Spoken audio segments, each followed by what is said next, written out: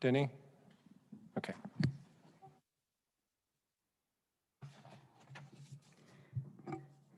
Good evening, everyone, and welcome to the City of Mason, our October 12th, 2020 business meeting. It's time to call this meeting to order. Could we call the roll, please? Councilmember Chance. Councilmember Nelson. Here. Councilmember Bradburn. Councilmember Stricula. Vice Mayor Gilb. Here. Councilmember Hunterlaw. Here. Mayor Grossman. Here.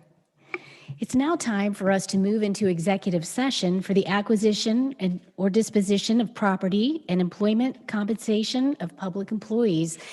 Is there a motion to adjourn into executive session for the purpose of discussing acquisition and disposition of property and employment and compensation of public employees?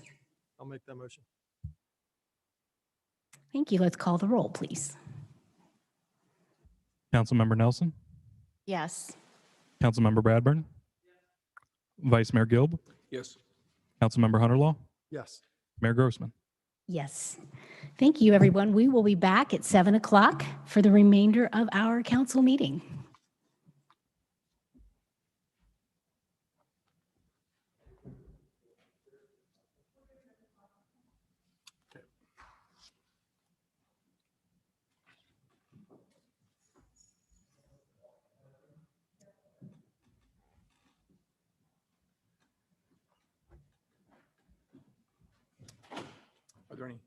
Are there any makeshift masks around? I got some in my truck. I can run back out. I got some in my truck. I can run back out and get one. You got one? Okay.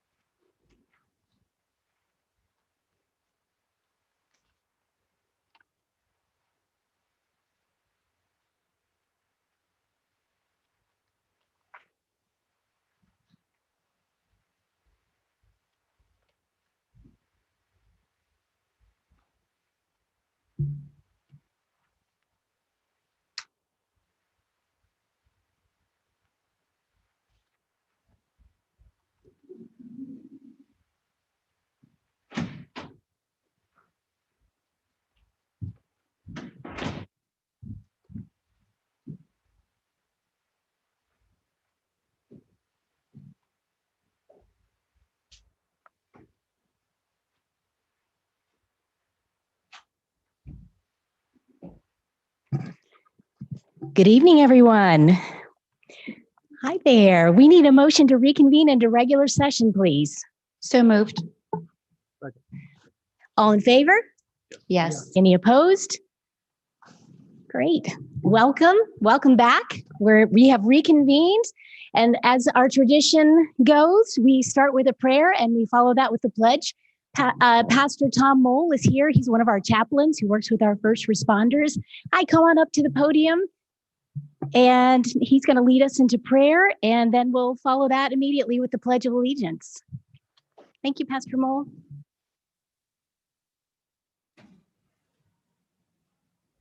Let's pray. Our Father in heaven, we thank you for this place where we live. We love it, and we are so appreciative of being able to live here. We ask, Father, you'd guide the meeting tonight, that you would watch over us. Father, we pray for those that are making the decisions for us. You give them the wisdom and help them during this time. Father, thank you for this meeting, and we ask your blessing on it. Amen.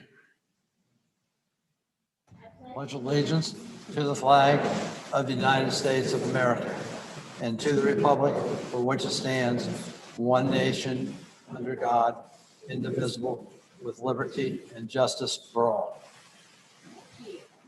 You can be seated. All right. Item 6 is Resolution 2020-12. I need a motion to read that by title only, please. So moved. Jeff? Oh, all in favor? Yes. Any opposed? Thank you.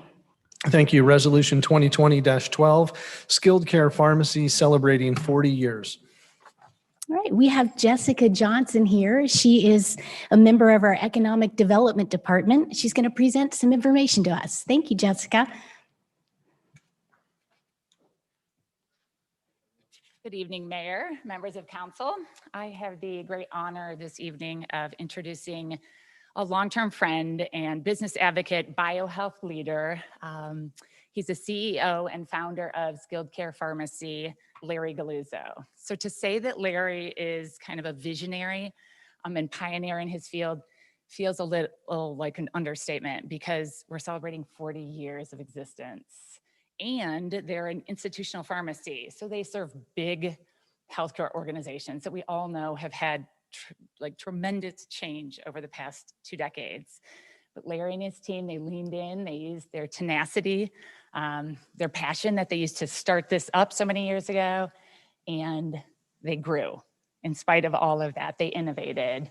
And here in Mason, they've grown multiple times, investing and reinvesting, creating great biohealth jobs for us. And not only that, but they've been a beacon. They were early in 1996, right when we were starting to think about growing a biohealth cluster.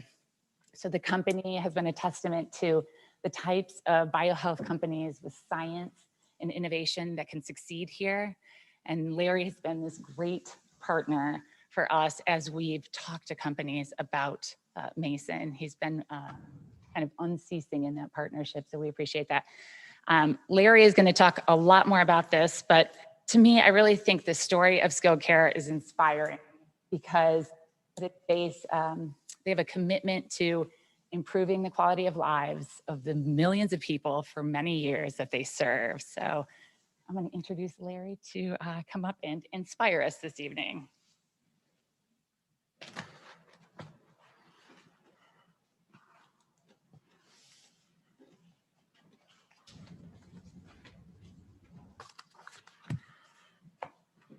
Thank you, Jessica, and thank you, council, and thank you, the city of Mason, for even thinking about Skilled Care Pharmacy and myself for this recognition. I am deeply honored, to say the least, to be recognized for the 40 years that we've been servicing long-term care communities throughout Ohio, Indiana, and Kentucky. Just to let you know a little background, I started Skilled Care in 1981 with just one employee. And since then, we've grown to 3 locations, obviously here in Mason, and then 1 in Cleveland and 1 in Fishers, Indiana. And we've grown over the years, really, from our quality of work. To give you a little bit of background on that, we've had our consultants that are required by federal statute to do drug regimen reviews for all the residents living in long-term care communities. Those are the skilled communities. Just to back up for a minute, we are a long-term care pharmacy that only deals with the healthcare communities. We don't deal with the public. There's no pharmacy name on our building. And if you want a good retail pharmacy, then you would go to Yost Pharmacy. They do an excellent job in the community. If you want a pharmacy and you're living in a long-term care community, that's where skilled care pharmacy comes into play. Now, the statute that I'm referring to says that a pharmacist needs to do a drug regimen review for all the residents living in a skilled facility each and every month. And we perform those every month. And the thing that we do that separates us from most long-term care pharmacies is that we're extremely aggressive in reducing medications for the elderly living in these facilities. And the average amount of medications can be anywhere from 10 to 16. And we go in there and we do what we can to reduce the amount of medications to these residents. And our ratio for discontinuing medications to increasing medications is 20-1.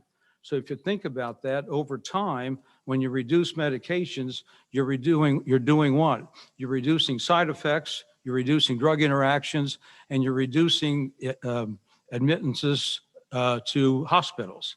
So it's a huge savings for whoever the payor is. And above all, it increases the quality of life for the residents living in those facilities. So we've been doing that for 40 years. And I appreciate the city of Mason. And as Jessica said, I negotiated with then Scott Larmer, the city manager, and he was tough on negotiations. But the thing that closed the deal for us was that he promised me that there would be a southbound exit on Western Road within a few years. So he finally got that done 20 years later. At least the city of Mason got it done. I thank you for that. But our first building was on Cintas Boulevard, and it's the trucking company that's there now. It's a 23,000 square foot building. And if you drive by there, you'll see that the bricks are very exquisite. I asked my wife to pick out one thing about the new building, and she picked out the most expensive brick that they made during that time. So hats off to her. So I want to again reiterate that I really appreciate the association I have, not only with the council, but the city of Mason. You guys are wonderful to work with. I wake up every day thanking me that I made that decision to move from Blue Ash to Mason. And I really pinch myself every day, not believing that I've been in business for 40 years. But I will say that as the greatest asset that any company would have would be their employees. And my employees, including the president of our company, Joe Sesta, they've been outstanding. They're very loyal, they're hardworking, and they're very knowledgeable. And I appreciate the work that they've done over the years. So thank you again. And if anyone has any questions, I'll be more than happy to answer those. Okay, time's up. I appreciate it. Thank you. Mayor, just real quick. Well, thank you very much, for choosing Mason and for being such a valued business partner with our community. But really quickly, I just wanted to mention that I noticed when I was on your website that you talked about there is an art gallery within your facility hanging on the wall. And I just think it's kind of a neat little fact about your company as well. Hanging on the wall is different art from different residents that you guys serve. And so it allows for the individuals working at your facility to look at that art and to connect with those residents. And I just thought that was wonderful. Well, thank you for mentioning that.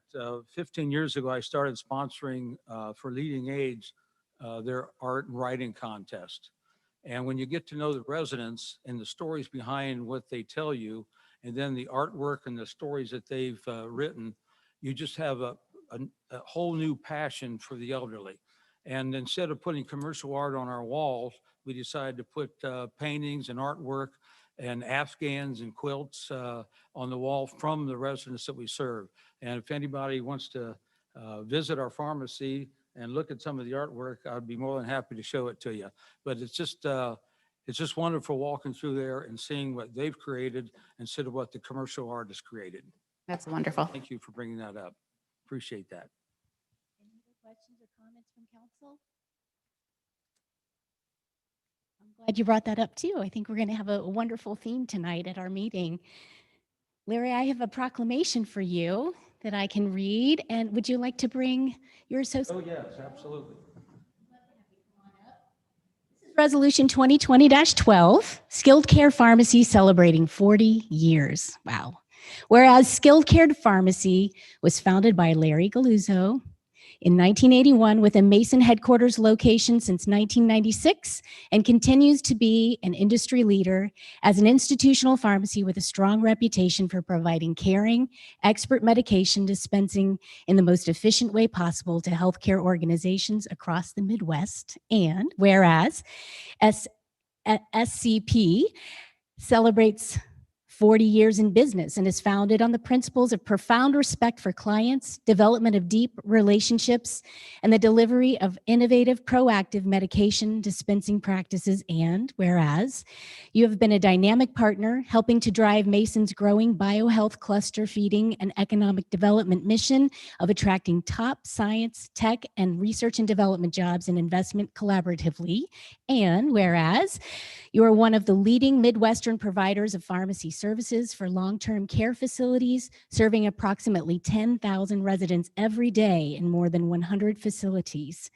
Whereas you are a proven industry innovator, resulting in many notable achievements, including making more than 4,000 dosage decrease recommendations per year that result in fewer hospitalizations, less side effects, adverse events, fewer drug interactions, and better overall well-being. And whereas you're an established pioneer in the field, from dispensing to information management to delivery tracking, your world-class technology minimizes time and errors so resident care is more focused and precise.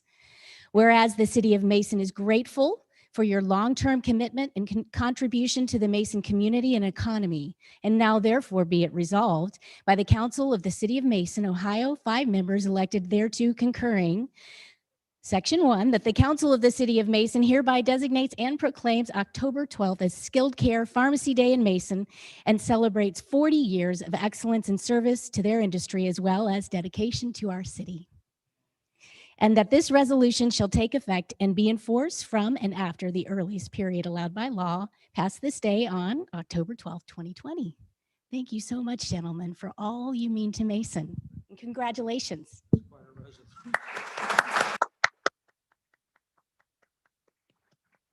So could you join us?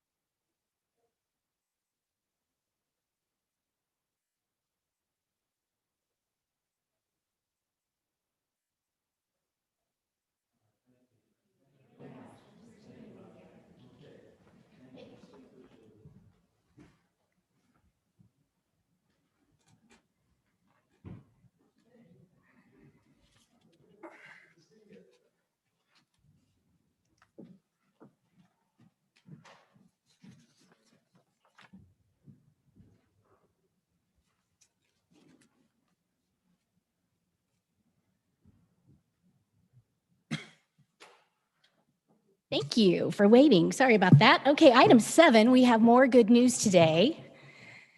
Yes?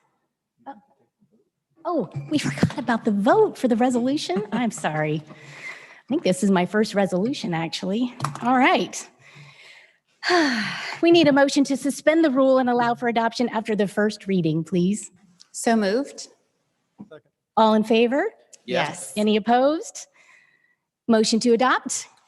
So moved? Second? Thank you. Any council discussion? Let's call the roll, please. Councilmember Bradburn, Yes. Vice Mayor Gilb, Yes. Councilmember Hunter Law, Yes. Mayor Grossman, Yes. Councilmember Nelson. Yes. And gladly that resolution passes unanimously. Thank you to Skilled Care. And thank you for permitting me to get so excited because item 7 on our agenda is a presentation by the Mason Arts Council, and I'm going to toss it to my colleague, Councilmember Nelson, to tell us a little bit more about our presenter. Well, we're really excited today. This is a really, really good opportunity for Mason. And Tom Huff is here with, I see some of the board members and some other supporters of the newly established Mason Arts Council. It was established in 2019, and they have really done a lot of work since, and they have some wonderful ideas that are some wonderful projects that they're developing that they want to bring to Mason. And Tom Huff, who's our president or the president of the Mason Arts Council, is here to give us a little glimpse into what the future of Mason may be like.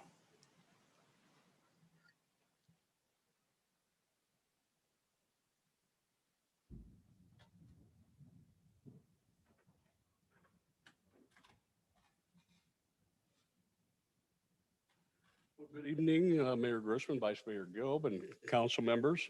And of course, to all the friends of the arts and all our communities.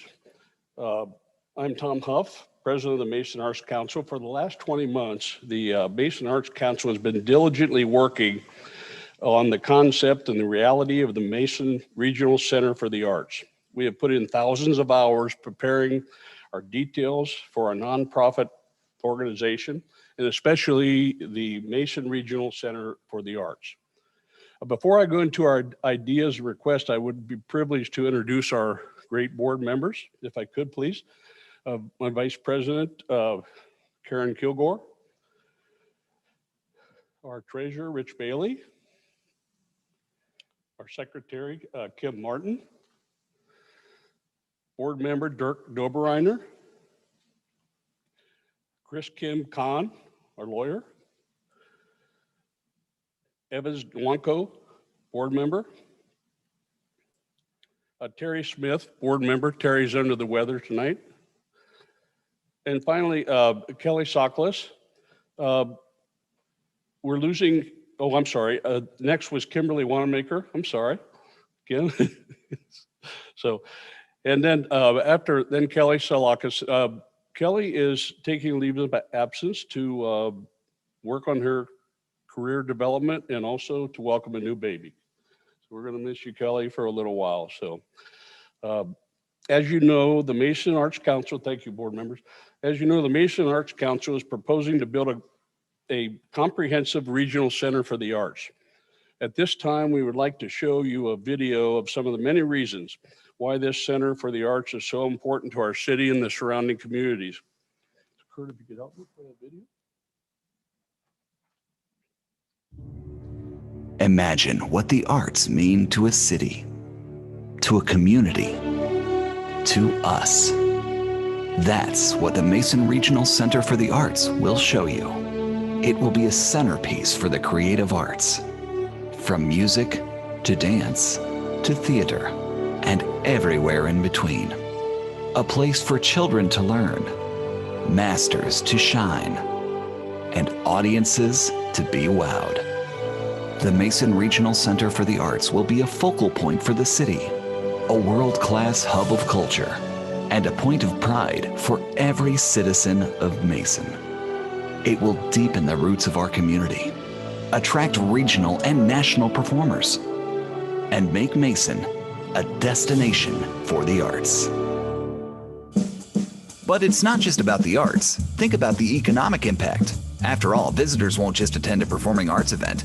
They'll purchase dinner beforehand at a restaurant, have a nightcap after the show, and return home and pay the babysitter. The Mason Regional Center for the Arts will drive tourism, making Mason a destination while connecting the city to neighboring communities in Southwest Ohio and beyond.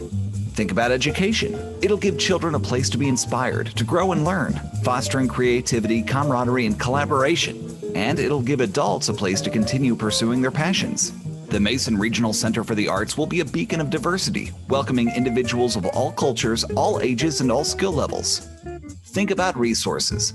This center will house more than just a theater. It'll be home to a dance and ballet studio, an art gallery and painting studios, a scene shop and workroom, a state-of-the-art multimedia production facility, plus community event rooms, computer labs, a photography studio, music library, and so much more. And since the plan is to be funded entirely with private donations, there's no need for tax dollars. That's music we can all dance to.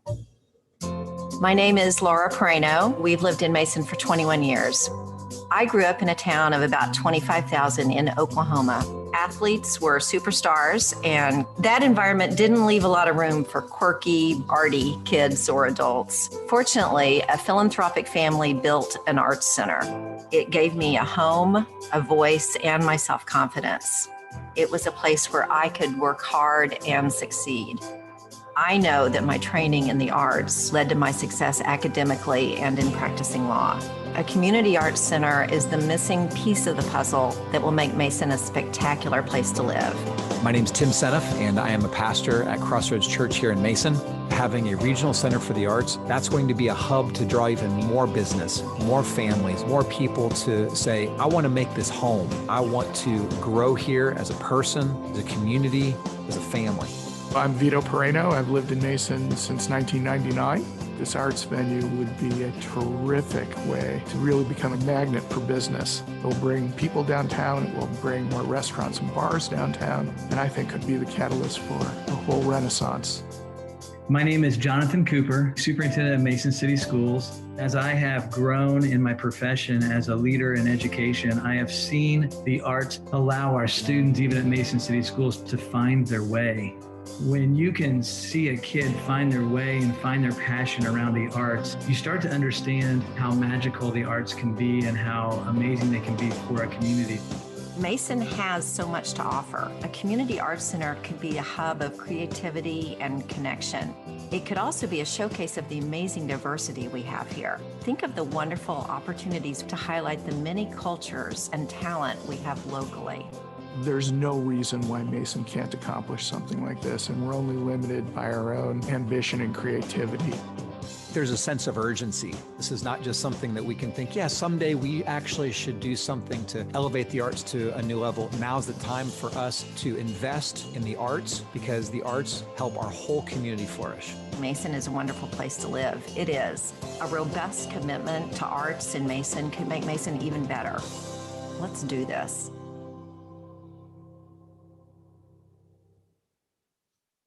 Thank you, Kelly.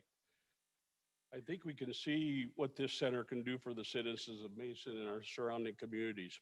What I'm showing here is a perspective view of our concept. There are more art boards in the lobby for viewing. As I've stated in many occasions, the Mason Arts Council intends to build this fantastic facility entirely with donated funds. We will build the facility in 2 phases, starting with the Center for the Performing Arts, and upon completion, build the attached Center for the Visual Arts. We were projecting that the 2 facilities will require a donation to our community for at least $28 to $30 million. What we are suggesting that the city provide the Mason Arts Council with a land lease from city-owned land large enough to build our facility, plus 450 parking places. But this is the best part.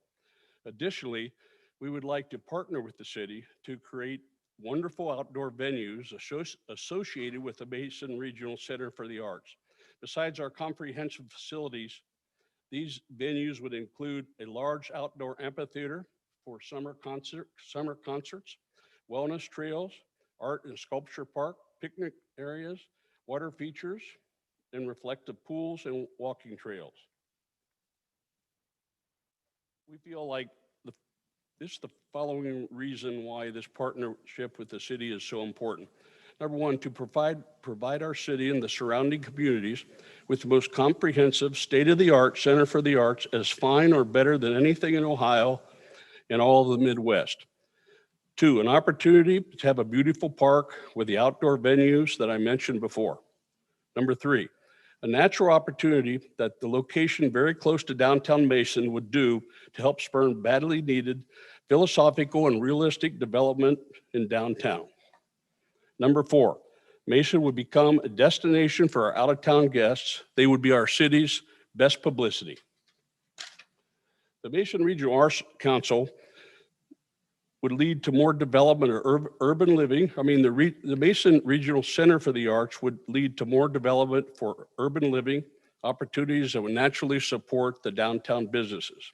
Our local citizens would have more reasons to support our downtown and experience the joys of the arts participation, no matter what level of artistic talent they may have. Another thing that's very important to us, we are committed to partnering with the Mason City Schools to enhance our children's education in the arts. With all of the cutbacks in arts education, we feel responsible to provide these opportunities.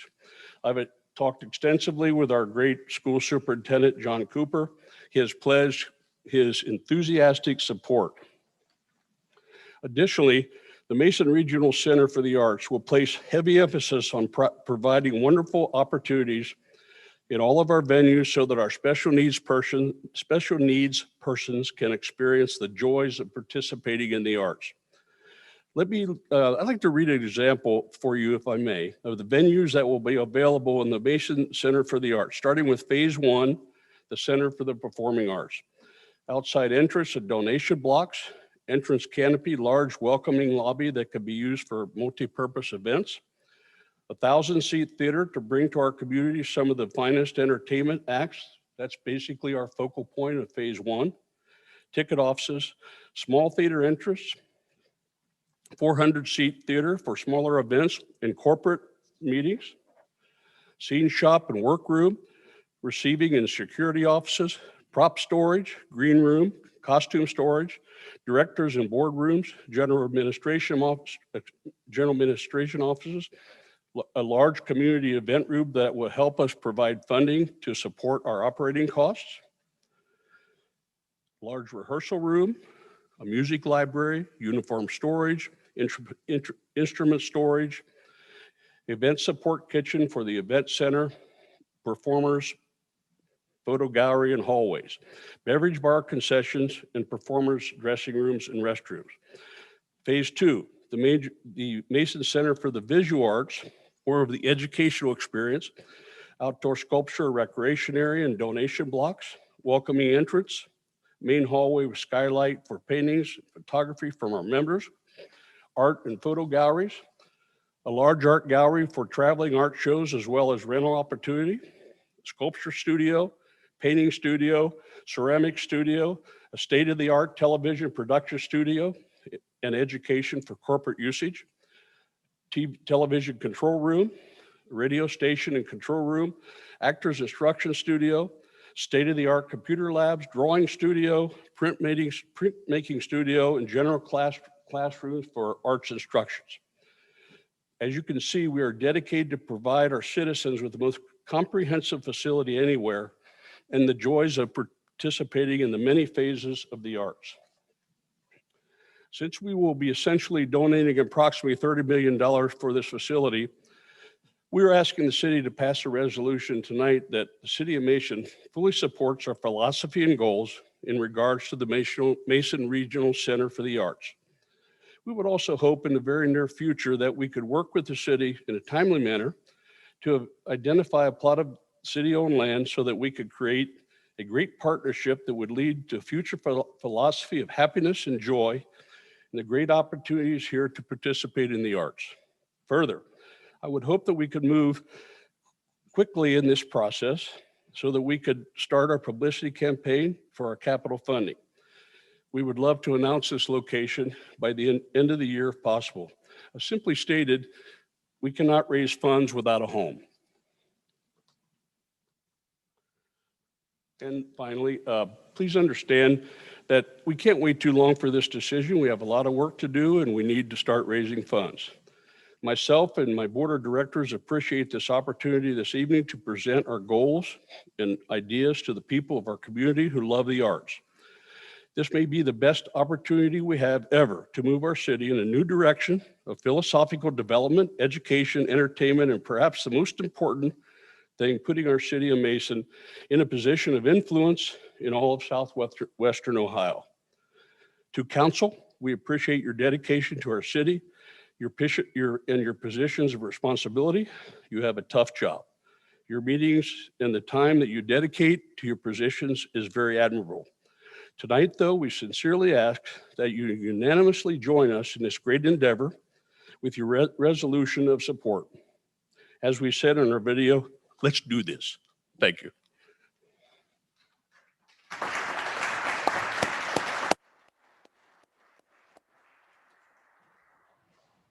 Any questions I could possibly answer tonight? Okay, thank you so much. Thank you, Mr. Huff.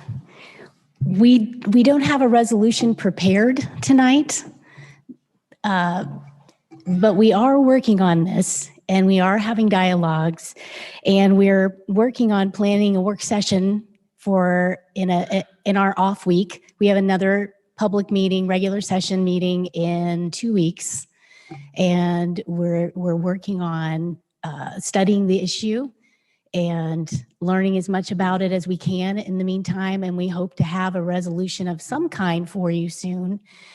Am I missing anything, Eric?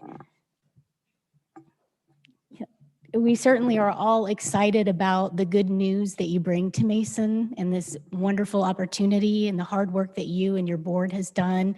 We understand that you've been working diligently, researching, traveling all over the country, studying other performing arts centers, and developing a business model, and that you're really closing in on a self-sustaining operation. And so for all of that, we applaud you, and we're grateful, and we're working on it. And we'll get back to you as soon as we possibly can. And we understand that you are hoping to have answers and information by the end of this year.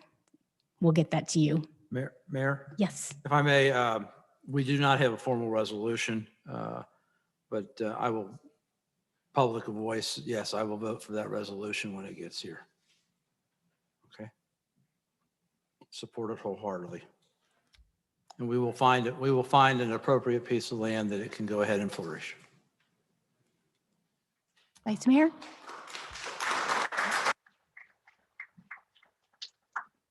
Mayor, in terms of the resolution, certainly I think we all are supportive of the effort of bringing the Mason Arts Council forward and doing what I'm not sure what the resolution you're working on is, but certainly I believe we could move forward with a show of support for the Mason Arts Council and its efforts to move forward in Mason.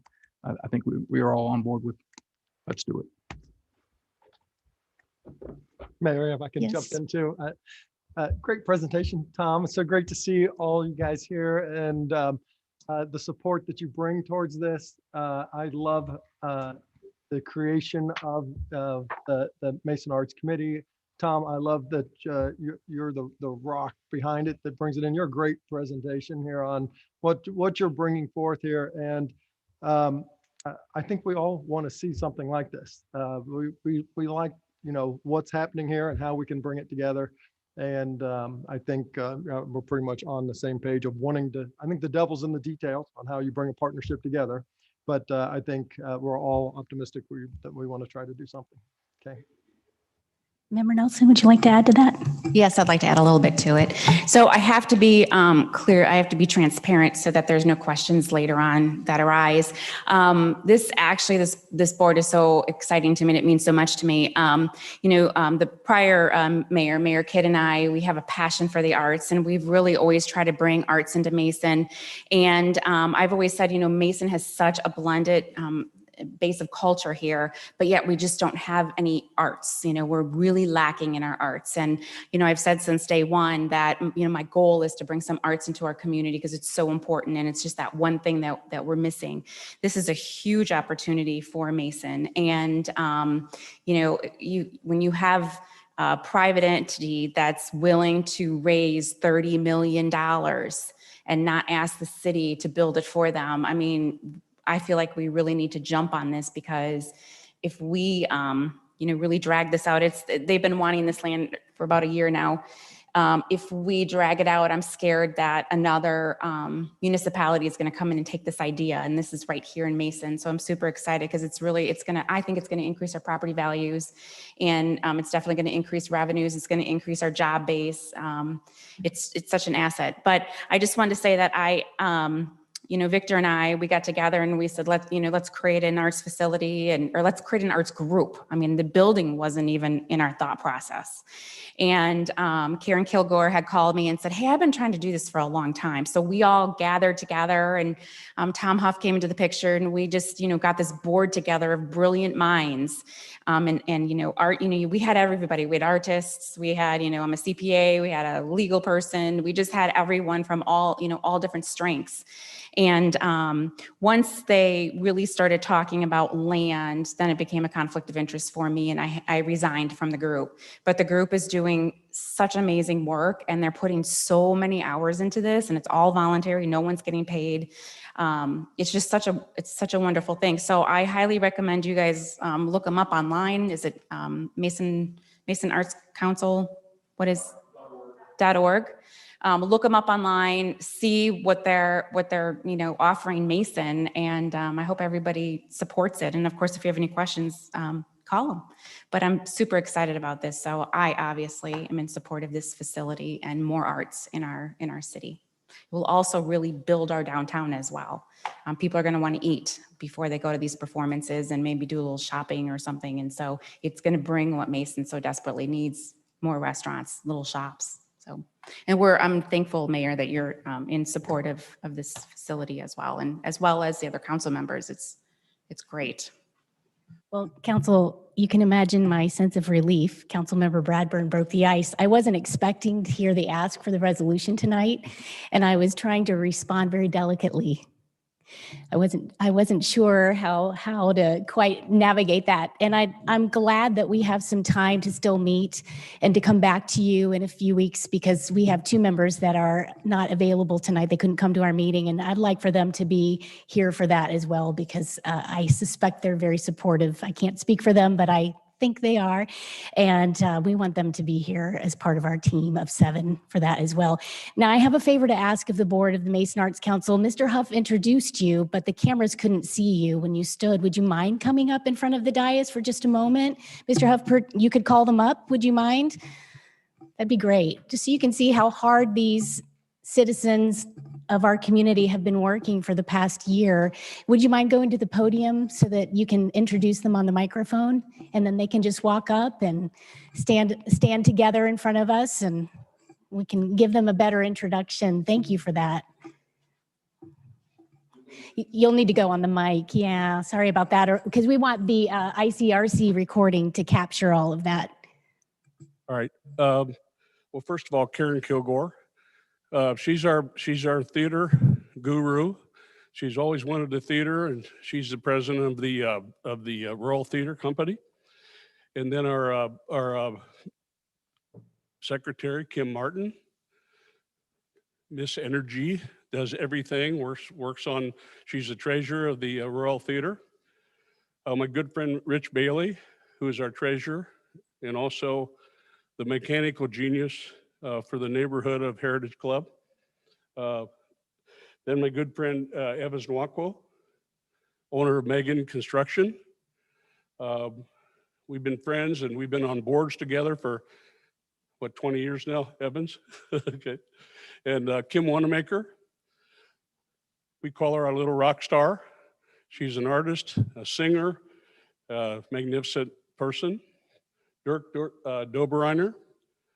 Dirk is the director of the Royal Theater, and just a multi-talented person, a new board member. And of course, Kelly Soklas, leaving us, but not for long, I hope. And then finally, Chris Kim Khan, our Arts Council legal and lawyer. And who did I miss? Did I miss anybody, Karen, please? Okay. All right. There's our board, and they're wonderful people. We've worked so hard, and I thank you so much.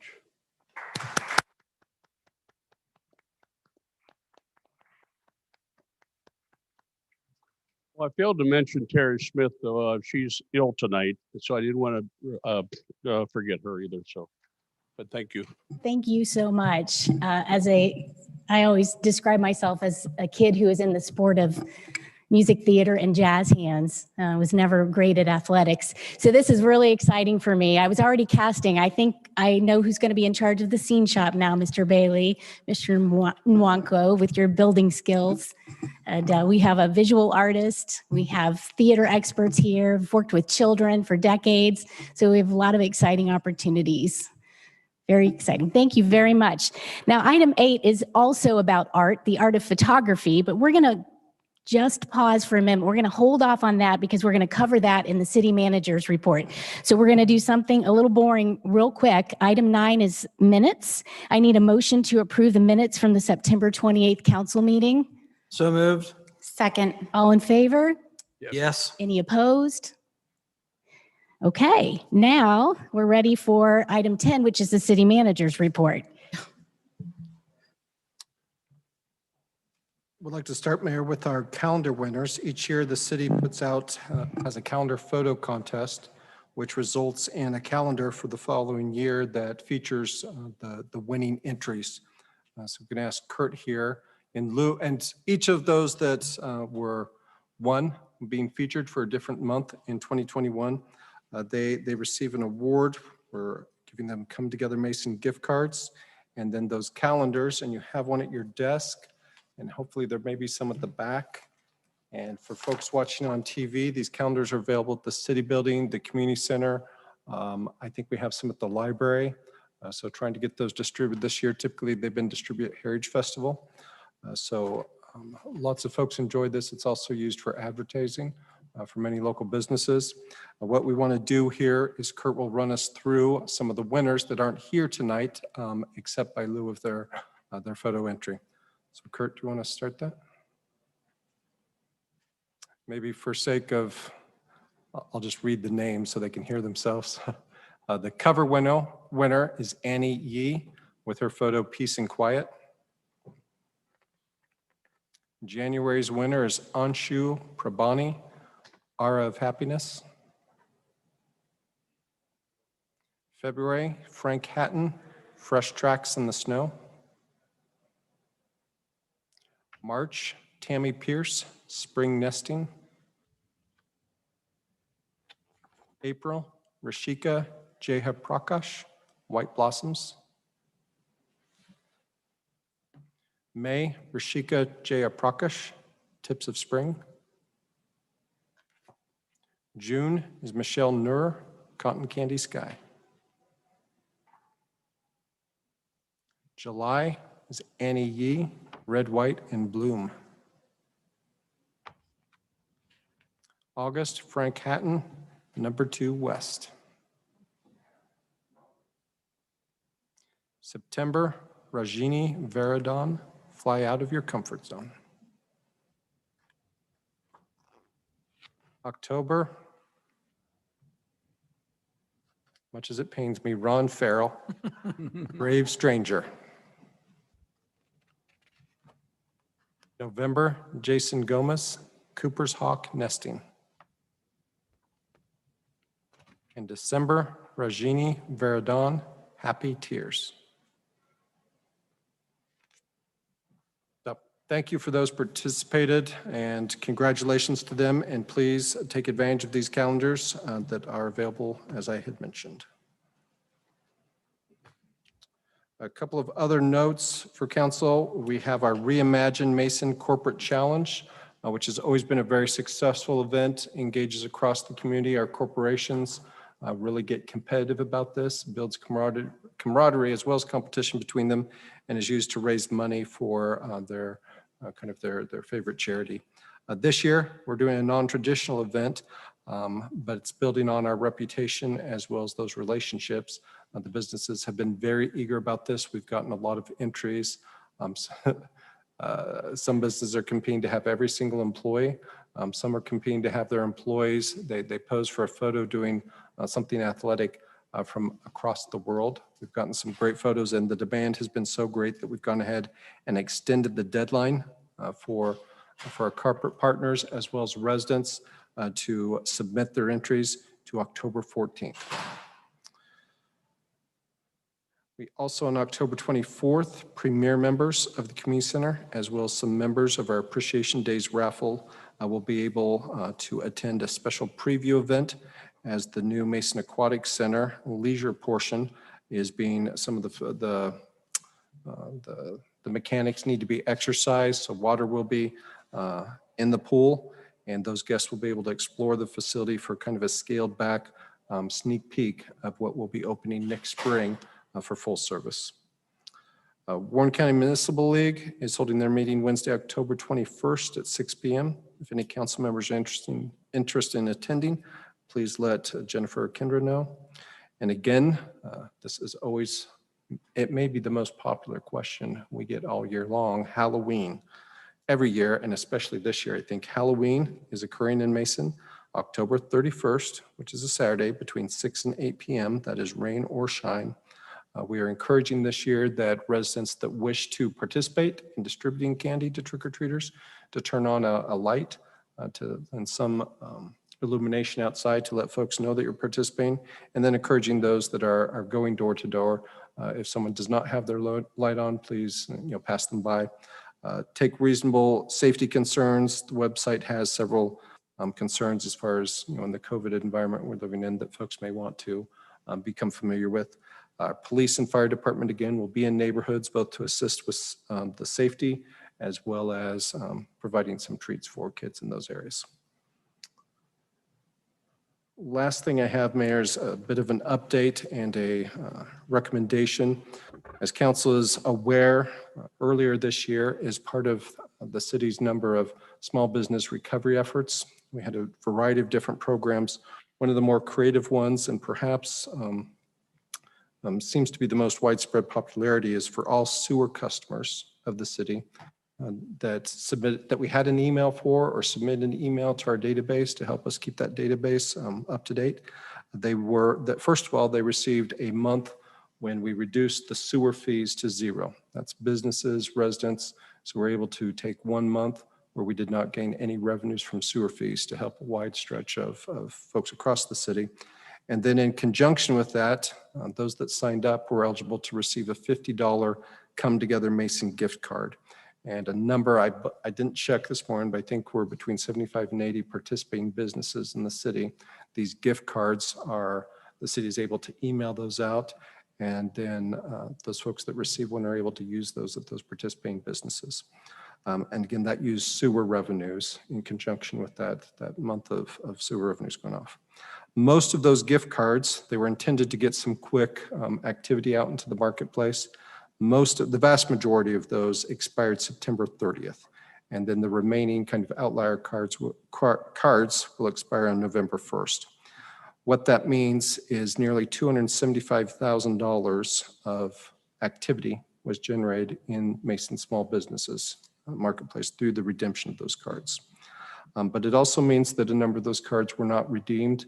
My rough estimate is about 2/3 of the sewer customers received a card and used it to some extent, but they did not necessarily exhaust those cards to come up with that 275,000. So you have 2/3 that participated, and then that much generated. What council authorized when this was originally passed some months ago, and we did not know what the future would hold, but we were uncertain, and council asked that that be amended to allow a second wave of gift cards after the first one was done, depending on the environment. Certainly the environment throughout the nation in Mason would merit an additional wave of activity. The sewer fund is capable of absorbing that cost.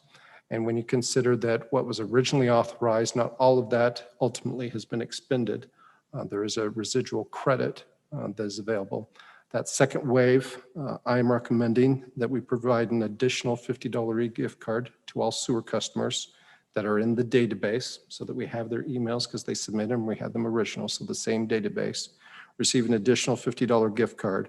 But in this case, we extend the deadline on those to March of 2021. So that allows hopefully more of those folks to exhaust those gift cards and get more activity out into the marketplace, so a deeper and broader penetration of the financial assistance. Then, and what I want council to be aware of, at the end of that wave, we will not know how much it actually cost us because it doesn't cost the city. We have to provide the funds, but if they aren't redeemed, those funds remain on credit through that gift card program. So we'd like to exhaust them, but we know that likely there will be funds left over. Next spring, when that deadline has passed, the recommendation will be, and we'll need additional motion at that time, is whatever residual credit is left there, the general fund reimburse the sewer fund for that amount. And then the general fund will have that balance of gift cards that we are developing a program for to use that to tie together our economic development efforts. So as part of our corporate recruitment, we will be able to use those gift cards to direct those new employees, or for example, maybe with employers celebrating an anniversary, to help them direct their employees to that same group of businesses. So allow that relief to be provided ongoing, but directing it so it's helping both the small businesses participating as well as providing another tool in our toolbox to help with economic development. Once we know that number, won't be until next spring, that will be the recommendation at that point. Unless there's questions on that, the recommendation now is to proceed with the second wave of Come Together Mason gift cards.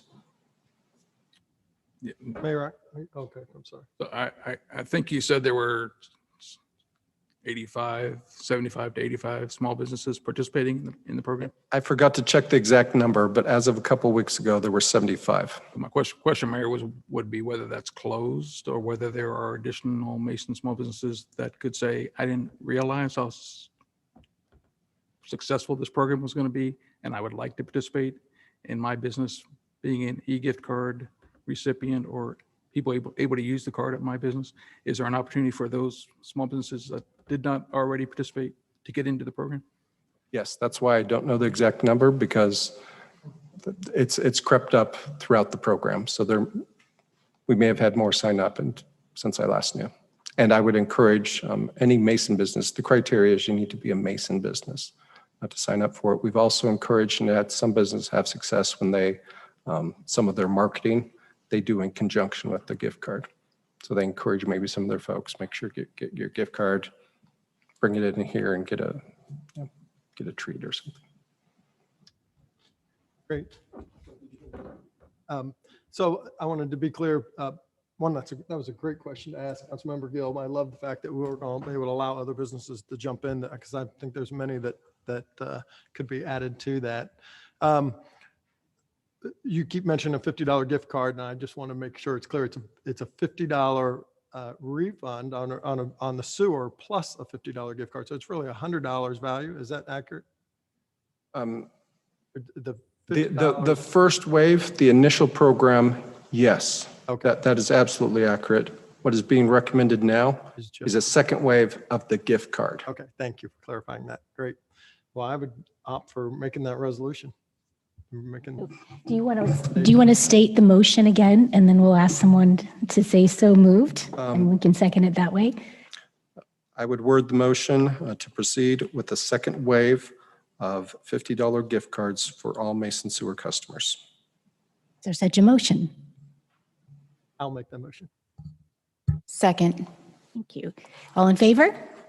Yes. Any opposed? Great. It's exciting. It's been very well received. And there's a gentleman here that asked me for a report on how much was generated by the e-gift cards in the first round. And it sounds like tonight we have the answer to date, $275,000 to date. So that's $275,000 kind of our own currency that went back into Mason small businesses. We've gotten a lot of great feedback from residents. And so I think they're going to be very excited to get another e-gift card. Fantastic. Can I add one thing? Yes. That I promised I would add? With council's passage of that motion, we'd encourage all sewer customers that have an email on file the week of November 1st. Please watch your inbox for that email from the city. I believe some people maybe went to their spam folder, or they didn't pay attention to it maybe. It's $50 there. It doesn't help the small businesses unless it's spent. The flip side of it, neither does it cost the city, but look for that email November 1st that week. Mayor, if I may too. Did I do that to you again? So in the email, it'll say Yifty. Why YIFTEE. Is that correct? I think is what it was. So if you can actually search your Gmail for Yifty, Yes. or is it, there's one before that was Mason Business something, another email before that to find, that sent me the link to that, I think, when I did it. So thank you. We'll send out more promotional information to that as we get closer. Mayor, if I could be heard for a moment, this may be a good opportunity to talk about, so recently there certainly was an effort to recall myself and Councilmember TJ Honorlaw for not acting in the interest of Mason residents. And I think that the reason for that recall, number one reason stated, was that we were not acting in the interest of Mason, and secondarily that we're not allowing council participation in those discussions. And I think both those reasons are false. But as I said at the end of the August council meeting, I think Mark Hackey was up at the podium addressing us, and I said, you know, the real story of what Mason did to support its small businesses got lost in all the political noise of what we've gone through over the last couple of months. And I want to caution the residents of Mason to slow down and get away from all that noise and actually to look at and come to understand what we fully did to support small businesses in Mason, and understand the unfounded nature of the recall effort that was brought against me. Mason's response to COVID-19, I think, was unprecedented. As a council, I think we passed the largest and best program in Warren County. On a per capita basis, our legislation was one of the best local programs, I think I would venture to say, in the entire country. Our legislation actually passed was more than 4 times larger than the original proposal. The legislation we passed involved a commitment of almost $2.2 million compared to the initial proposal of a $500,000 grant to the Maid Community Development Corporation. I've looked around Warren County in terms of what other jurisdictions did to help Mason small businesses, because I think some of the political noise we heard was that if we don't show our support for Mason small businesses, they're going to leave and go to other jurisdictions that are showing more support. And as I look back, I'm like, what other jurisdiction did anything more than we did? And let me ask our city manager, how many small businesses have come back to you and said, I'm leaving Mason because another community did more than Mason did to support its small businesses during this pandemic? That went to another community that did more? Yes. Oh, I don't know anyone. Okay, because as I look at the jurisdictions in Warren County that passed COVID-19 relief, there was only 2, Lebanon and Springboro.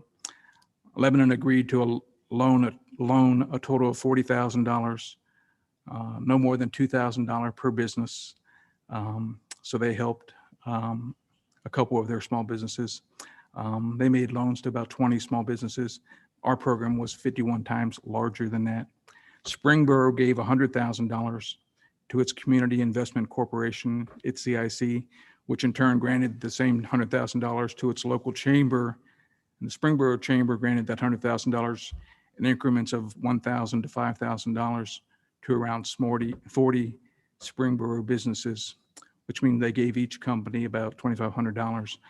Mason's programs were 21 times larger than what Springboro passed.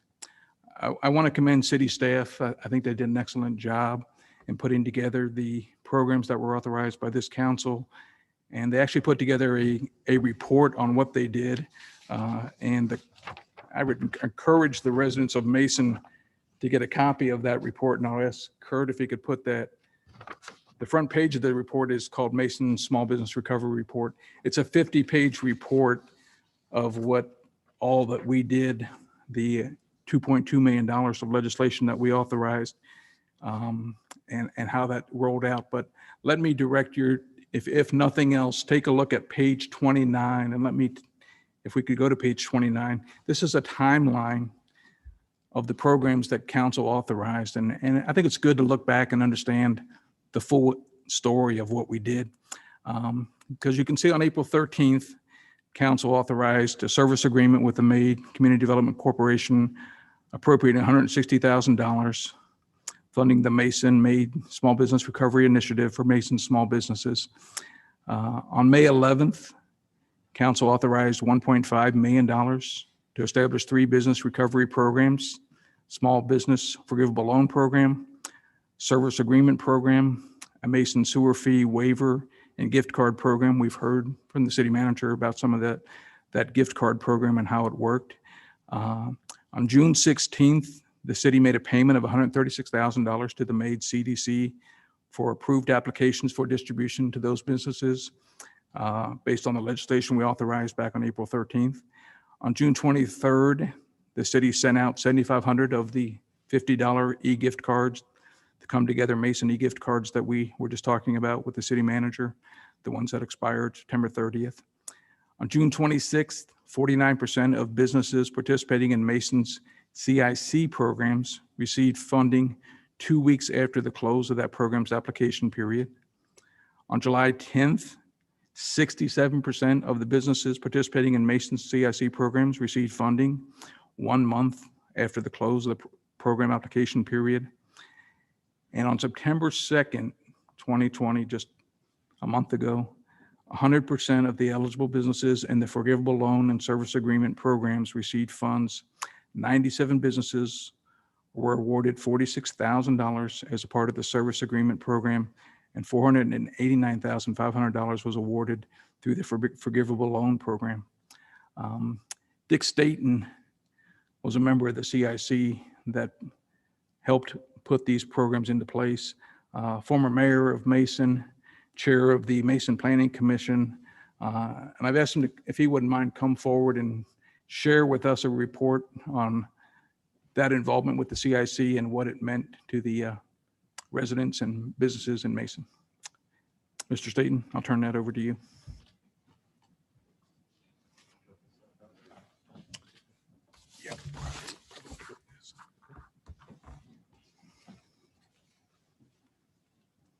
Thank you. Unfortunately, I wasn't able to get all the documents with all the numbers, but I can tell you that everybody I've talked to, and I have coffee with about a group of 10 people every morning, Monday through Friday, from various areas of Cincinnati, including Indian Hill, Montgomery, Cincinnati, and nobody, they say, has performed like Mason has to support the small businesses.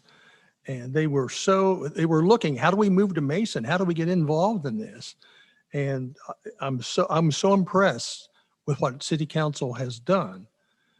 We have strived. When I moved here, we were 6,000 people. And I came to Mason by accident. I was transferred from Los Angeles back to Cincinnati. They told me to drive up I-71, get off at Kings Mill Road, turn right, go to the stop sign, turn left, and about 2 miles would be a plant where I'm supposed to go. Well, I pulled off the intersection. There was a sign there that said, "House for Sale, Mason, Ohio." And I called my realtor and I gave him the number and the address, 431 David Lane. And we were looking in Sharonville and Forest Park. And when I saw Mason, the home, we moved here, and it's the best thing that's happened to my life is to move to the city of Mason. I'm so impressed with the business attitude, with the attitude toward the residents of Mason. Getting a sewer bill may not sound like much, but during this time, it is. And the $50 gift cards to go to the Mason businesses. And they said, well, what about the businesses down on Fields Erdel? I said, well, that's a Mason mailing address. That's not the city of Mason. This is only for resident businesses that are in the corporation limits of the city of Mason. We worked hard on council for the past years to attract businesses, large businesses, small businesses, all kind of business. And with that comes the residents. And I'm so proud, I'm so happy actually that the city manager suggested I go on the CIC board. And I thank the mayor and the city manager and council for me being there. And it's a great honor. And I think that you can congratulate yourselves on all the things that you've done for the city of Mason and the residents and the businesses. So. Thanks, sir. Thank you. Mr. Staton, could you tell us a little bit about what the CIC meetings were like? I know the first one I think was live streamed, and then the others were open meetings, but they were not live streamed, so I didn't attend. But what was your process like? Well, we were made presentation by the city manager and by Economic Development Director, Michelle Blair. And then we reviewed and we looked through all the applications for help and went through the process. There's 3 members and we voted on it and we approved it. The money came through from the city, through the CIC, to the businesses and the residents. Did you guys come up with some challenges along the way? Were there some businesses that weren't quite a good fit when you started out, and how did you navigate that challenge? Yes, there were, and Michelle Blair worked them out and then came back and the vote was after, the second vote. So yes, there was some hiccups and they were taken care of by the city, by Michelle. I thought that was great. You didn't just toss them out, but you worked through all that with a lot of heart and you were able to make adaptations because we weren't exactly sure how to design it. And then once you got in there, you were able to make some adaptations to make it work for the applicants. Does anybody else have any questions for Mr. Staton? Yeah. I do. I'd love to be able to put his face up on there because he has been here. Denny, can you help us? I just want to say, I'm on planning commission with Mr. Staton and former mayor. He is an asset to the city. He has poured a lot of years and a lot of his heart into this city to help it become what it is right now. We appreciate all the hours you still put in, not just on the planning commission, but also on the CIC. And we appreciate that. Thank you. Well, thank you. It takes a team, and all through council, I was part of a team that look forward, and that's what it takes. It takes working together, and I just thank the city for that opportunity. And believe me, I think we are one of the number 21 in the country of best places to live, and that's part of it, And it's the citizens and the businesses and the council. So, Mayor. Thanks. I just want to say thank you as well, for all your time and dedication and your talent that you've given to the city, not only in the past, being the mayor and kind of setting us up for where we are today, but also, taking the lead in the CIC and really putting time and effort into it. And it's very honorable. And when I knew you were on the CIC, I knew we were going to be in good hands. So thank you very much. well, thank you. Believe me, it's an honor and I love it. So thank you so much. I think Mike might have a little bit more to share. So I just Vice wanted to say, Mason passed its COVID-19 relief legislation in April and May, just as fast as the few other jurisdictions was passed similar legislation. Council rules were followed in passing that legislation, and all council members fully participated in that process. We're allowed to do so pursuant to Robert's rules, which are the applicable rules of council procedure. Claims to the contrary are false. And I just want the residents of Mason to be fully informed of all of our efforts in spite of all the political noise that may have gobbled up that story in the process. So thank you, Mayor, for the opportunity to share that. You're welcome. I'd like to add just a couple more things. Why the sewer fund? Well, back in our earlier meetings, we wanted to figure out a way to give residents and businesses, our taxpayers, their money back. And we realized the tax code was going to be so complicated and lengthy to navigate. And so our staff identified the possibility through our sewer fund. And it was very clever. It's something that none of us council members could have known, I think. And it was just a wonderful breakthrough. So we're very grateful. Thank you, Eric Hansen, our city manager, and Jennifer Heft, our assistant city manager. They were dealing with all of these changes with the COVID crisis, and yet they pulled a team together, our small business recovery team from all departments, many departments, and everybody sacrificed and focused on our small business community, and those that were not on the small business recovery team sacrificed by helping those on the team out with their work. when they couldn't be there. So it was everyone at the city helping our small businesses. So it was really, really important. And so we're so grateful that we had that chance to hear from you today. I happen to have my binder, my bound copy of the report. And I wanted to let the public know, I met with Congressman Shabbat today, he's the ranking member of the Small Business Committee in Congress.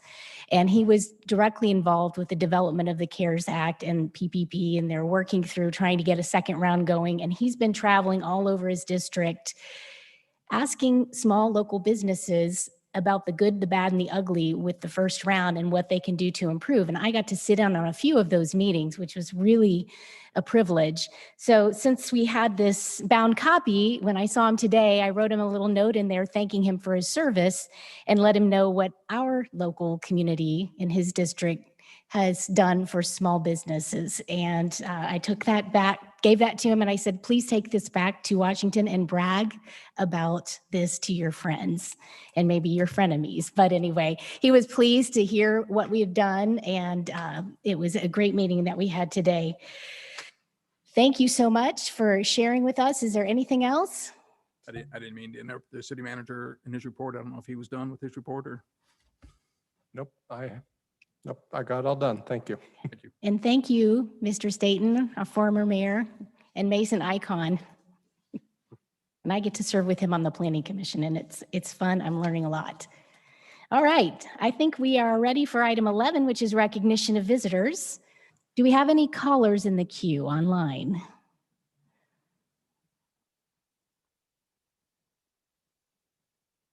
Sorry, Mayor. There are two people online.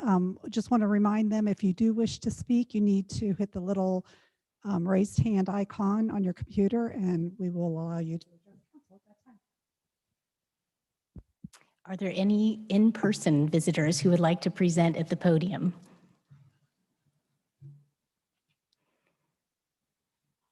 We have no in-person visitors at this time. Any virtual visitors? Okay, no virtual visitors either. So we will move on to item 12, which is resolution 2020-13. I need a motion to read by title only, please. So moved? Second. All in favor? Yes. Yes. Any opposed? Jeff? Declaring the month of October as National Disability Employment Awareness Month. Jennifer?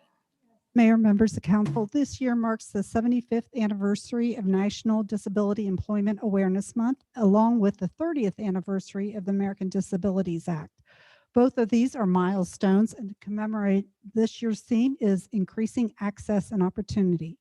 Providing access and opportunity are two key elements to Mason's mission for building a culture of wellness in our community. Mason's Community Center has initiated and continues to remain committed to providing programming and helping connect families with the support they need by creating opportunities that provide meaning and purpose to both adults and children. Almost 10 years ago, we formed several partnerships that help shape Mason's course for all-inclusive opportunities. First is Rachel Koffler and Mason's Parks Foundation for their vision for common ground and their all-inclusive playground.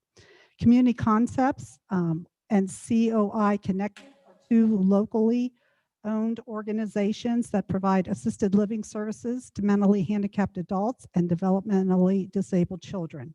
Their services include transportation, programming, and outreach. Today, many of their adults, as well as their children, continue to assist not only at our community center, but throughout our parks system. That program has also helped us expand our partnership with Mason City Schools as part of their work study program. Students gain work experience by volunteering at the community center during the workday. Also, since 2013, Mason has been a proud contributor and promoter of Susan Murdoch's Challenger League. This year, the city has helped promote the league in its attempt to secure grant proceeds for the Field of Dreams to be hopefully located at McKeno Park. Voting concluded last week, and we hope to learn more about their potential to receive grant awards towards this project. In 2019, we partnered with Mason's corporate partner, Include Health, to help debut and promote their access strength fitness machine at the community center. This machine is designed for a total body workout for people of all ages and abilities by using an electronic dial to adjust weights and dexterity-free handles and stability pads while also being wheelchair accessible. Finally, Mason's newest Makino Park will open in 2021. This park, the vision of Rachel Koppler and her Mason Parks Foundation, has set the precedence for Mason's brand for providing all-inclusive opportunities where adults and children of all ages and abilities can play. This park is receiving a lot of attention, both locally and throughout the region, as it will come online next year. Built on the same foundation as the community center, whereby partnerships and commitment to the community were leveraged towards the development of what has become a significant community asset, extending the Mason Community Center brand and tradition for bringing families and community together. We are excited for the park to open. We anticipate the park will continue to teach and remind us all of the importance of health and wellness. And we anticipate ideas and concepts implemented at Makino Park will become incorporated throughout Mason's parks, reinforcing our mission of wellness far into the future. With that, Resolution 2020-13 is recommended for adoption. Is there a motion to suspend the rule and allow for adoption after the first reading? So moved. All in favor? Yes. Any opposed? Motion to adopt? So moved. Any council discussion? All of the wonderful things that Mrs. Huff just described are included in this resolution. And I know we're all proud as a council of the many countries that are represented in our community. We have Americans that represent dozens and dozens of nationalities and languages. And we have an amazing population of all capabilities. And we are an inclusive and family-friendly community, and we're excited to pass this resolution. So let's call the roll. Vice Mayor Gilb, Yes. Councilmember Hunter Law, Yes. Mayor Grossman, Yes. Councilmember Nelson, Yes. Councilmember Bradburn. Yes. Item 13 on the agenda is ordinance 2020-95. A first reading. I need a motion to read by title only, please. So moved.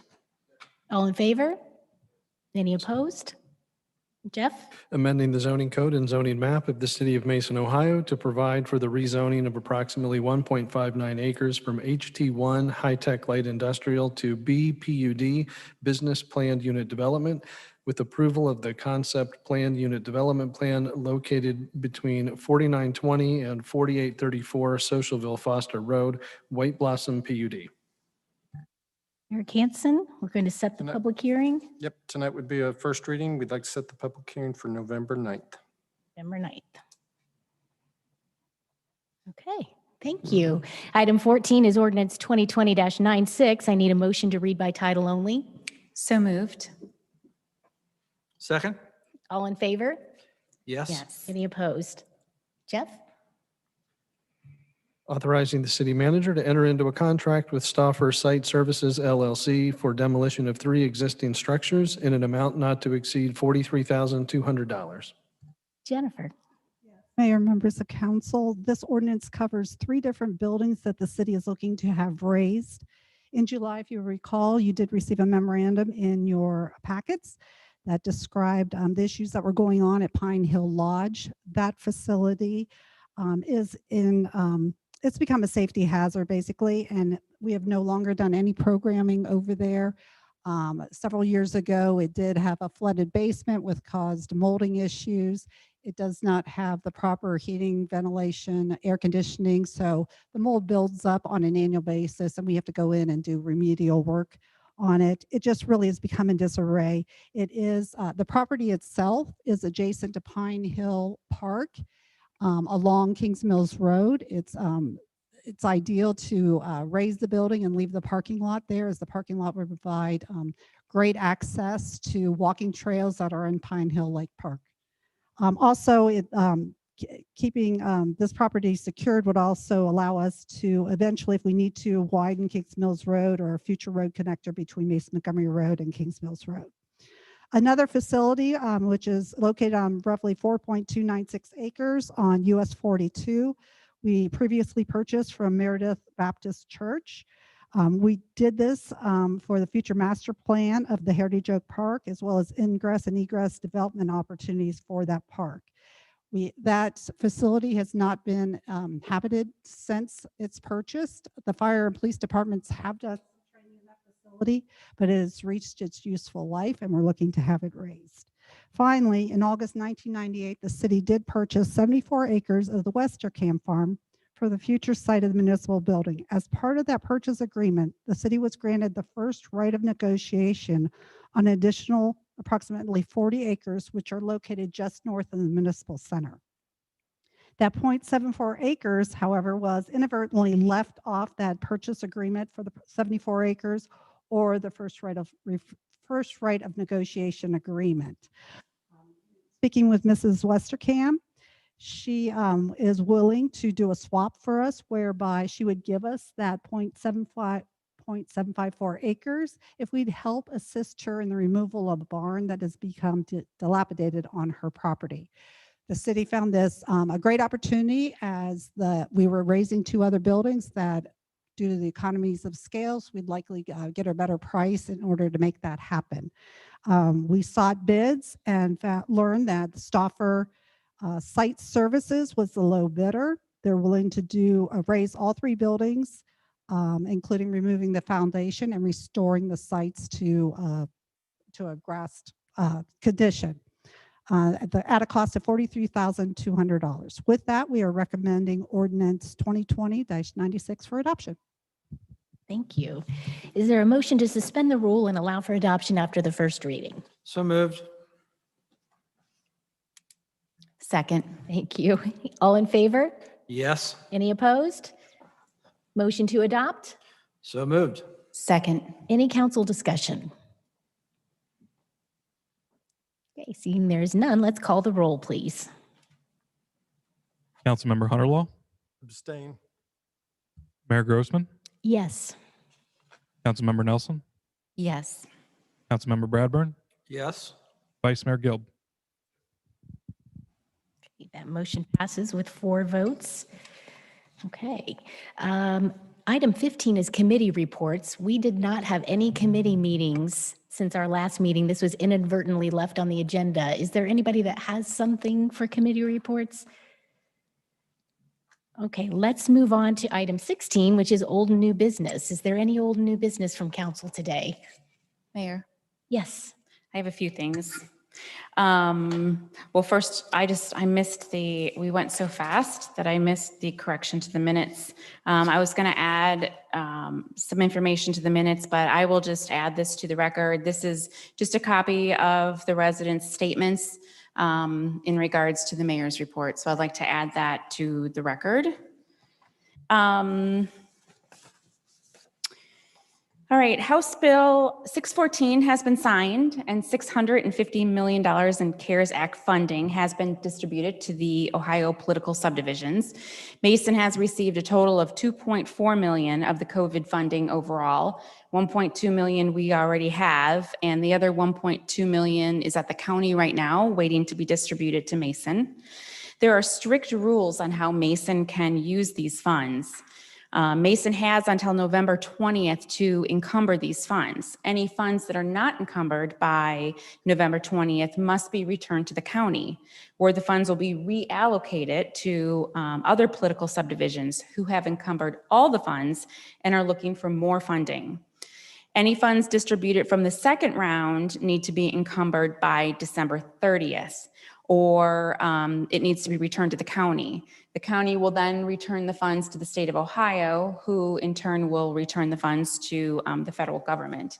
I have spoken with Joe, who is our finance director, and he doesn't have a total number yet on our encumbered funds. He's still working on that, but the small business funding does count as part of this $2.4 million, except for, unfortunately, the sewer fee gift cards.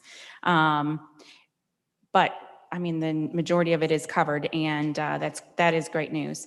Negotiations continued over the weekend between the White House, the House, and the Senate regarding the next round of stimulus funding, which will include additional aid to state and local governments.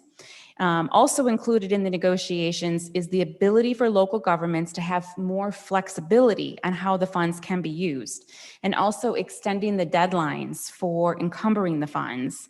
This will allow for more funds to be used, for instance, in budget stabilization, which is really more impactful for our states and our local governments, since the future of the tax revenue collection is uncertain. So I'm keeping my fingers crossed on those changes. Ohio was one of 20 states that shared the COVID-related funds with local governments. The remaining 30 states kept the funds and did not distribute the funds to local governments. There wasn't any requirement in the federal act that would require the state to distribute the funds. Again, this just goes to show Governor DeWine and how supportive he has been to municipalities and local governments.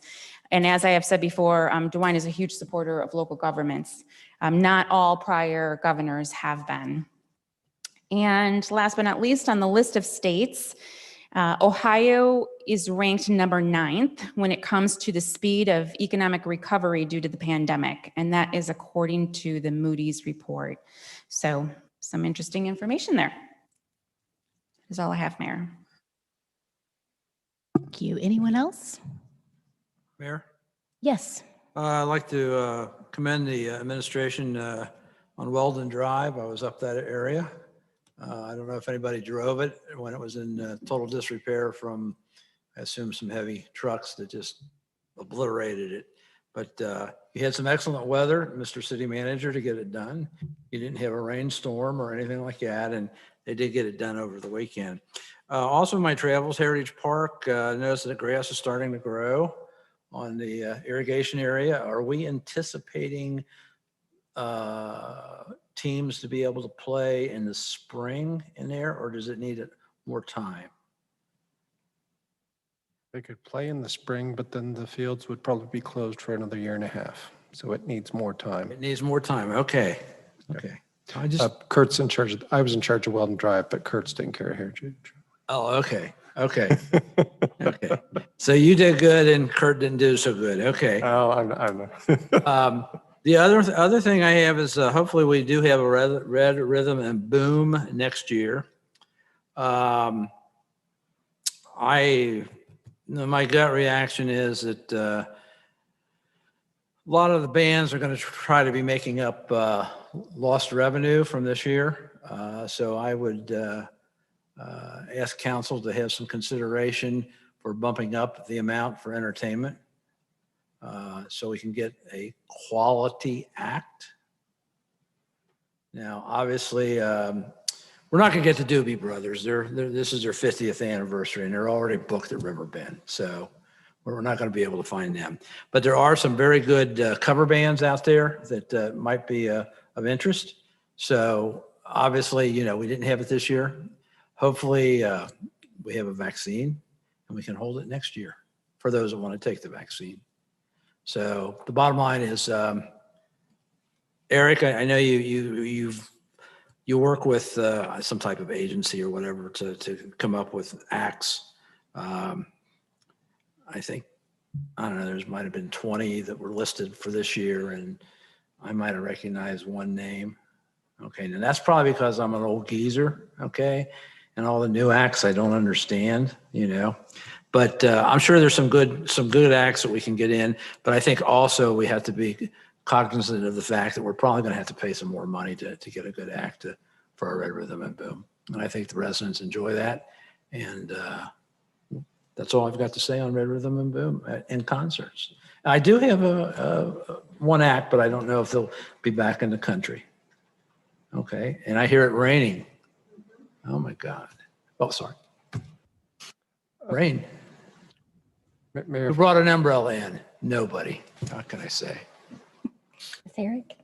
just to Councilmember Bradburn's comments, what we have done the last several years has worked well. We actually budget for the year of Red Rhythm Boom the following year's entertainment. So in the 2020 budget isn't money for the act that we did not have this year. It's money for 2021.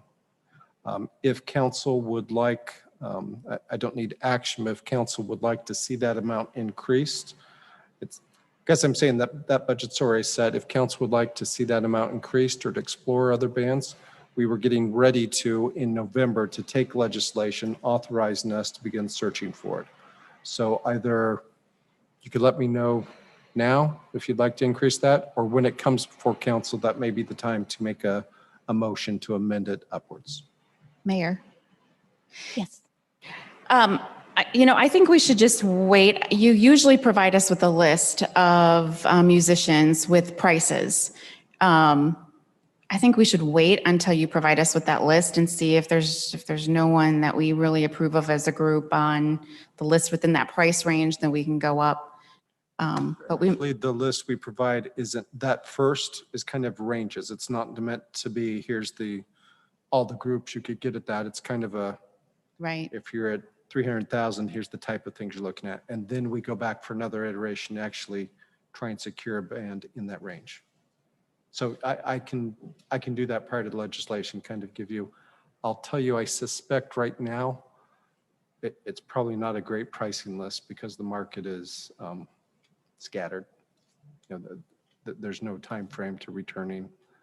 I doubt we would have good, reliable pricing on what they'd be performing for next year. So. What about increasing the budget for it? Not that we would use it all, but going ahead and being ready so that if we have an early bird opportunity to move, if staff can detect that, these agencies are ready to start booking, so that we can be more nimble earlier on. I think perhaps the best, just listening here, is we go ahead and authorize at the budgeted amount. That gets the dollars encumbered. The selection process, as you know, depending on the availability of the bands, will go, a couple of months extending into the following year. That way we would have some benchmark set on, that we're going to pursue a band. And then as you start seeing the finalized lists, and this process may go into next year, at that point in time, you could come back to council, pass a motion, extending the amount up. I think it's going to be important to get that legislation next month, if only to set the expectation. Interesting. And then we can, depend on the market. You need a committee meeting for that? Not for the legislation, that's kind of boilerplate. Okay. Yep. Okay. Anybody else? Mayor, Yes. if I can, I received an email from a resident of Mason who's a president of a local condo association, and for interest of privacy, I don't want to share his name, but he said, I have a suggestion for public utilities office at the city of Mason. He sent me a copy of the email that Seiler had sent to him, and he noted that Kurt has always been very responsive, helpful to us. He stepped out of the box and went out of his way to send me this information. But he says our condo association found out literally by accident that there was going to be some bore drilling work done from the roadway up over their property to their clubhouse. And he said, I'm confident the city of Mason contacts private property owners before digging or drilling on their land.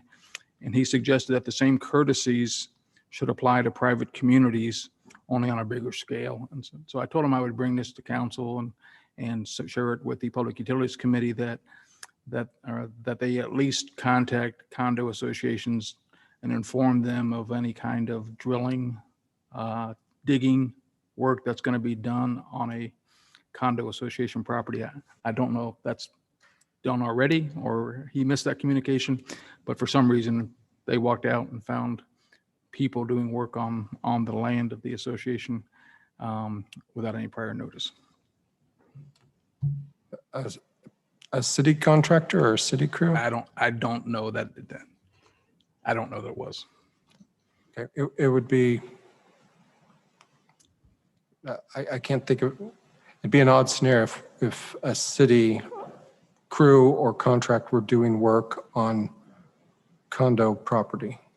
So They weren't doing work I think they were drilling. I'm not sure what the work was, but he shared with me that they didn't have any prior notice that the work was going to be done. I don't know if Kurt has any information or knows anything about that. I think so. I might be able to add to it. What happens when In this particular case, I think I know the one you're talking about was a drilling contractor that was doing some conduit drilling for a company like a fiber optic line. Okay. And so what happens is we get they call oops, and we have to go out, city crews. They noticed a city truck out there, which is why they initially called the city. And then he described some white marks. Typically what happens is you mark in white where you plan to excavate, you call oops, and then all the utility companies that have utilities in the area mark. Our crew was out there marking where our sanitary sewer and those facilities were located. Then Waterworks would come mark the water main, and other companies, gas company, would mark the gas. So the only knowledge that we had of work occurring was we got a oops ticket. We get hundreds of those a week that our crews go through and look at to see if they need to be marked or not. And so other than that, we wouldn't have had any. They are working on private property on a private drive in a condo association. So they could feel free to stop whatever contractor they see there, ask questions, but I don't know of a way that they could let them know. Yeah, so you probably saw the city truck there and thought it was a city project when it really wasn't a city project. But as always, the city gets the good news. I just wanted to share that. Thank you. Anyone else? Mayor, I'm sorry, I have one more statement that I wanted to make. The other night when one of the residents were speaking, they were talking about how they, on Main Street, East Main Street, east from Mason Montgomery Road, that the sidewalks are kind of deteriorating there and they have no lighting. Just wondering why, can we fix them? Can we put some lights in? Especially because I think people are parking in the lot on Mason Montgomery Road and then walking in the dark to a couple of those businesses. I know Common Beer, maybe the Pleasure Inn. I don't know about Wildflower if they do as well, but those are the parking options for those businesses, and those establishments tend to be open late and it's dark. Can we look into that and look into proper lighting? Yes. Thank you. We'll check into improvement. We consolidated 3 committees into a Public Works Committee, and that is Member Chance's committee that he's the chair of. It might be a good project for them.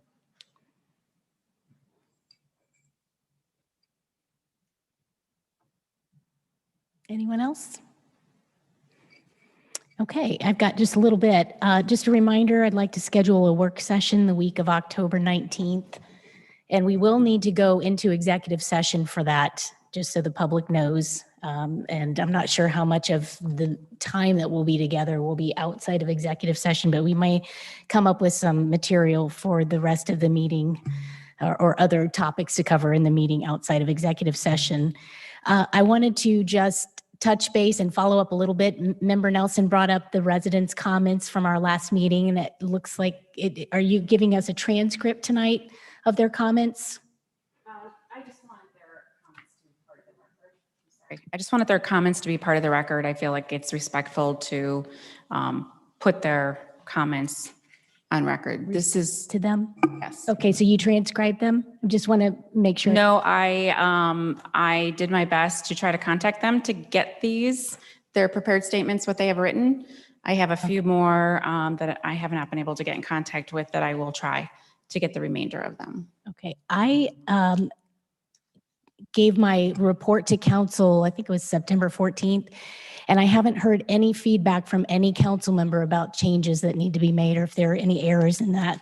So I haven't got a final copy, but I wanted to assure everyone that the next version of the report will also include a detailed set of footnotes, as I mentioned at our last meeting, with extensive documentation attached to that, proving all of the facts set forth in the report. So when some at the last meeting vaguely or summarily denied certain conclusions of my report, I'll include documentation to substantiate that and to prove that the report is accurate. And I also want to reiterate, and that did not get captured in the minutes from the last meeting, but I did say it on the record, that Everything I set forth in the report came from public social media posts and other publicly available information. There was nothing set forth in the report that was private or confidential, contrary to what some of the guests said at that meeting. And I just wanted to make sure the public was aware of that. And any feedback council members have, feel free to email me, call me. You can communicate to me through Eric, but I haven't heard anything from any council members on that, only the visitors that came to our meeting. And I think that's all I have. Mayor, Yes. just for clarification, the work session on October 19th, is that?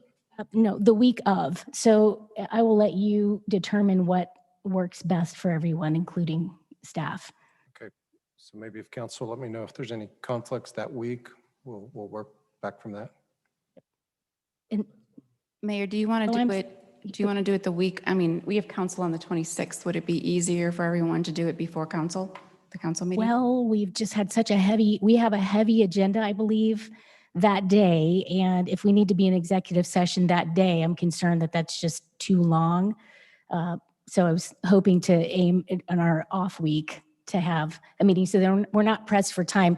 The executive sessions prior to the council meeting are difficult. At first, I thought I was going to like it, but it's tough when we have a hard stop at 7 to regroup. And it seems like we keep running out of time and we don't have enough time to fully vet everything. So I definitely want the work session to be on an off night. And I think there might be times where we need to do executive session at the end of the meetings, but not always. So I just wanted to let you know that too, because I think that was something that you were finding very important to try to do it prior to the meetings. Sometimes it works out fine. Sometimes it's strenuous. Anything else? Well, guys, we had a great meeting tonight. Lots of great news. We still have item 17 on the agenda, which is recognition of visitors. If we have anyone that would like to approach the podium, come on up, state your name and address.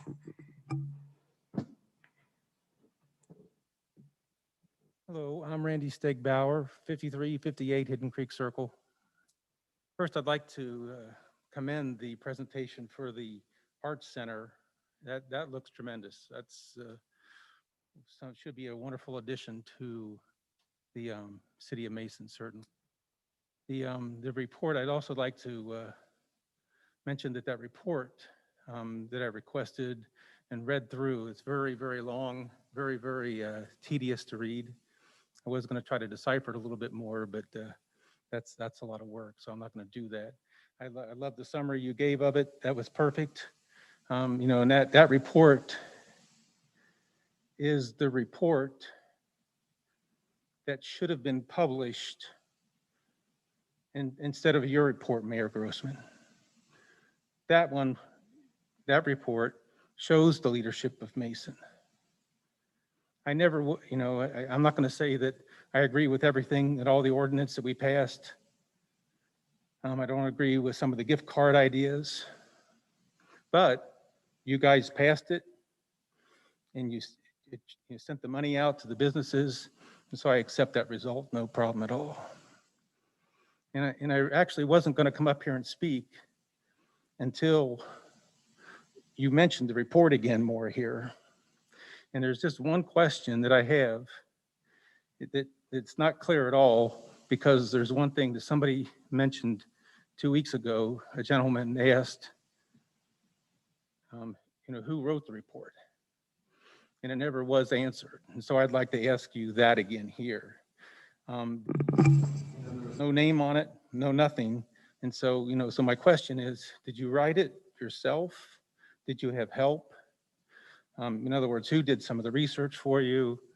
Or did you do all the research yourself? Did you spend all that time researching the public records and the social media posts? Yes, and thank you for asking that question again. I thought I tried to answer it last time. Mr. Stegbauer, I spent a lot of time scouring over the recall petitions, the public documents, and over time, I'd collected social media posts and just screenshotted them and saved them and wondering what I might need them for, just so that I could keep track. I authored, researched, prepared, put it together. It's a monumental task, but you remember what, I think it was Mark Twain who said, a lie can travel halfway around the world before the truth has a chance to put its shoes on. Well, the truth put its shoes on. It takes a long time, and that's a great example of why it's so easy to mischaracterize, to insult people, to distract from the real story, which is what Vice Mayor Gilb presented today. And believe me, we wanted to report that to you first. We tried and tried and tried to get a word in edgewise, but it just was so difficult, Mr. Stegbauer.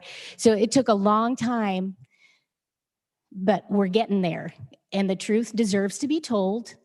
Just as many people mentioned, they had First Amendment rights. All of us here have First Amendment rights, and the public has a right to understand as well. And so the First Amendment right is responding to your First Amendment right and others who had a different story to tell. And, you know, we have to do both, and that's just how it is. But yes, I prepared, authored, researched. It was a lot of work, but I love this city. I love my job. I love this team.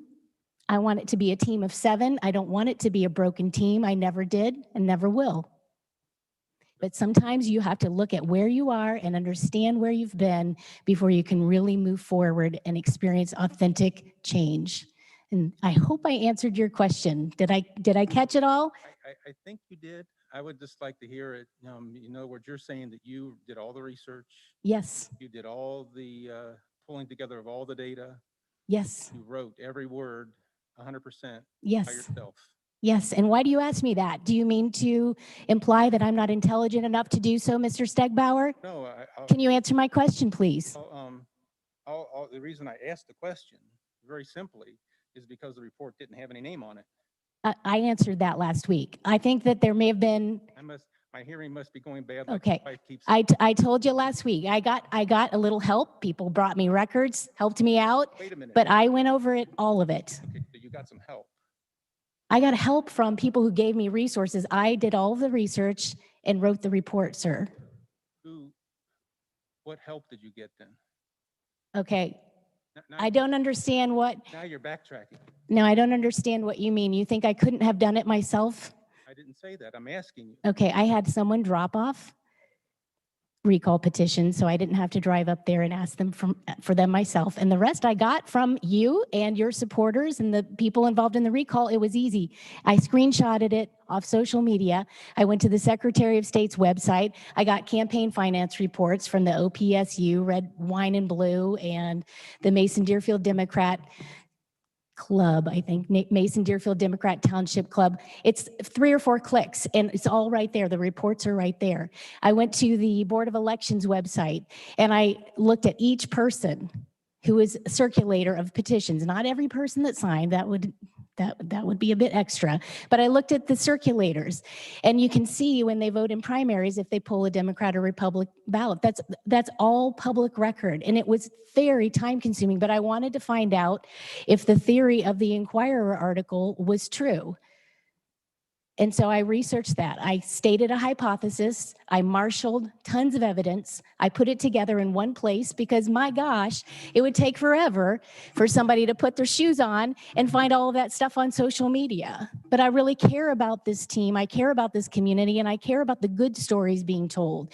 And I care about the press finding a way to report on the good things that we're doing. We can't get any traction on the good story. All it was denigrated by the people that were here at our last meeting and some of the people on this council. And the real good stuff needs to get told. And so it's in the report as well. Any other questions? Well, I agree with you 1,000% that all the good stories need to be told. No question about that. I think you might be misunderstanding my intention here. I'm not trying to accuse you of anything. I was merely asking. 100% asking, because I didn't feel like I heard a clear answer. And even now, you know, you said you did everything all yourself, and then threw in at the end, I got some help. And my understanding right now is that your help was somebody delivering things to you. Yes, and I went through everything, and it took a long time. I wanted to know. That's, Okay, is there any other person that you'd like to imply was helping me, sir? I wasn't implying anybody was trying to. Okay. You- Okay, just wait, checking. Stop for a second now. Who do you think I was implying that was helping you? I assumed that you were applying someone in my household because that happens a lot here, and it shouldn't. Who's in your household that would help you? My husband is in my household, and I assumed that that's what you were Oh, going after. And if that's what you were going after, why do you think that I would think your husband would be helping you? because that gets said a lot, and that was said at our last meeting, sir. Did I imply that at all? I thought you were, and if I'm wrong, I'm so sorry. I really am. I accept your apology. 'Cause, Thank you. You know, I If I misunderstood you, I'm very sorry, and it is a little hard to hear with the mask. it sounds like maybe you're ready to hop on that. I'm sorry, I can't understand you. You've heard it so many times that you were assuming that I was going to say that, it sounds like. Well, you kept asking. Well, because I didn't know. Okay, do you know now? I do know now. Okay, great. Anything else? So thank you. Anything else? Okay, thank you so much. All right, I need a motion to adjourn. So moved. Second. All in favor? Yes. Any opposed? All right. Good night, everybody. Oh, my.